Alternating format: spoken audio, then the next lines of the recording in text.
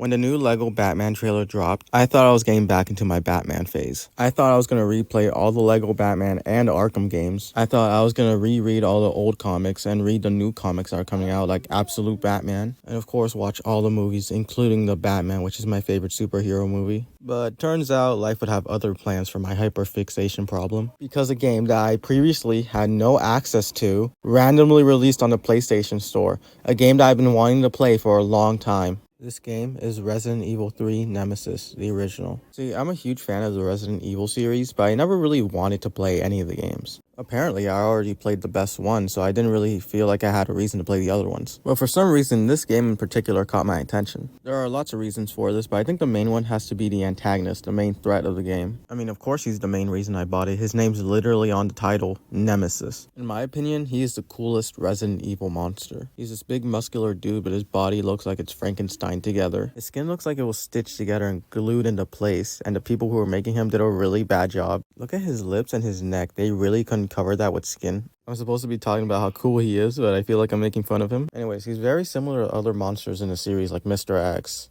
But, what was I saying? But the key difference is his intelligence. He's actually smart enough to wield weapons like a rocket. Imagine running away from this guy thinking you're safe, and then, boom, just a missile to your face. You survive that, you think you're safe, boom, he's running right towards you. This guy is bigger than you, faster than you, stronger than you, and has hella health. His AI for fucking PlayStation 1 is amazing, so he's smarter than you. And when I saw all this, I thought, holy shit, this guy's awesome. Holy shit, I want to play the game. And holy shit, it's going to be a pain in the ass, isn't it? So this is my experience with Resident Evil.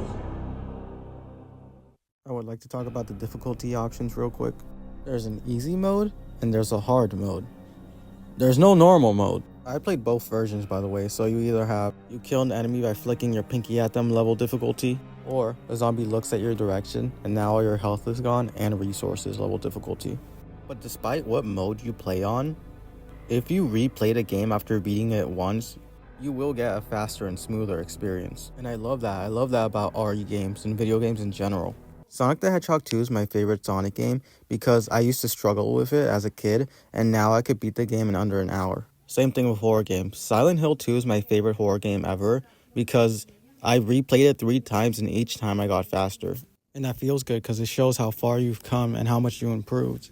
Something else I would like to bring up is that in this re-release, there's actually a new feature. This feature made the game a lot easier for me to play, but can also be seen as a bad thing because it kind of removes the challenge. The feature I'm talking about is the second pause menu. And what this does is not only can you save the game at any point, but you can also time travel.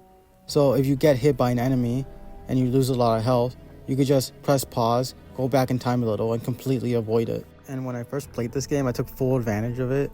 I wouldn't be surprised if I technically did a hitless run because every time I got hit, I just time traveled. It's okay, I made up for it on my newest playthrough, where I only used it once at the very end because I didn't want to run all the way back to the boss fight.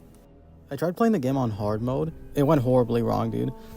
It was like drawing and pressing Z over and over again because you don't like the line. That was me playing the game. Since it was hard mode, pretty much any screw up is like an instant death. So it was just time travel, time travel, time travel, time travel. Okay, I did it. Time travel. Like every 5 seconds. It was not fun at all, so I just restarted everything. The game itself is super impressive for a PS1 title. Hell, right now I could probably even say it's my favorite Resident Evil game so far. The first thing I want to talk about are the controls. They don't feel that good. They're kind of clunky. See, since it was released on the PS1, there weren't any analog sticks back then. So the intended way of playing this game is with the buttons. So what you do is up is forward in any direction, back is back in any direction, and left and right turns your character. And to run, you have to hold a button down. I know in other games this might be a bad thing, but in here, I think it actually makes the game scarier. The game being difficult to control actually makes enemies chasing you way more stressful. Panicking, losing focus, and going in a direction you don't want to go happens a lot in this game. That's something I've never really seen any other horror game do. Zombies are slow, but there's lots of them, and they cling onto you, giving other zombies time to get close to you, not giving you any chance to escape. Dogs are reoccurring enemies in horror games that are a pain to deal with. I recommend running in a zigzag to avoid their jumping attacks. By the way, there's this big worm you're gonna have to fight a lot.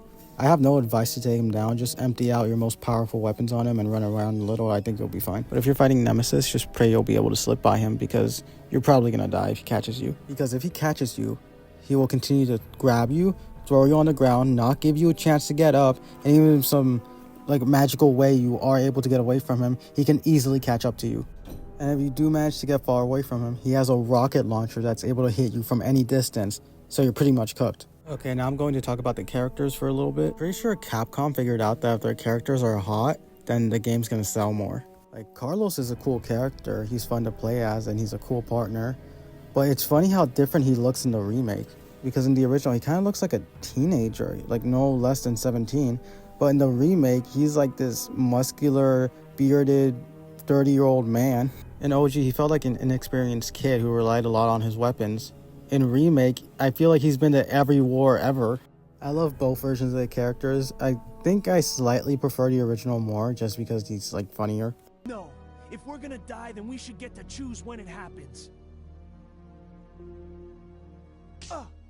I don't have much to say on Jill Valentine. She's a badass, like every other Resident Evil main character. My favorite's still Ethan Winters, though. Fuck! Jesus, fuck! I'm not smart enough to talk about level design. I like where everything is, besides this one thing. You have to get, like, fuel for a train, but it makes you backtrack all the way from the beginning of the game for some reason. Like, there's this whole new area, and you expect everything you need to be there. But nope, you're supposed to go all the way back there to grab one thing, then run all the way back. It's kind of annoying and pretty tedious, but it's not that big a deal, I guess. Also, there's a choice-making system, which in my opinion isn't like that big a deal. Like, it kind of changes a lot, but not really. Like, characters die and even boss fights kind of change, but like the same thing still happens, you know? For example, in the clock tower, you could choose to get rid of Nemesis for a bit, or you could take him down and get some items from him, but he immediately gets back up and chases you. So it's like a pick your poison type of thing. Also, they have it for replayability value, which, by the way, I played the game like 3 times and I made the same choices every time, so I guess it doesn't appeal to me. So I'm going to play the remake because I feel like I have to after playing the original. A lot of people don't have nice things to say about it because it's really short and there's a lot of cut content. But I feel like I like short games because they're more replayable, so I feel like I'm going to enjoy it. And that's the end of the video. Thanks for watching, and please subscribe. Bye!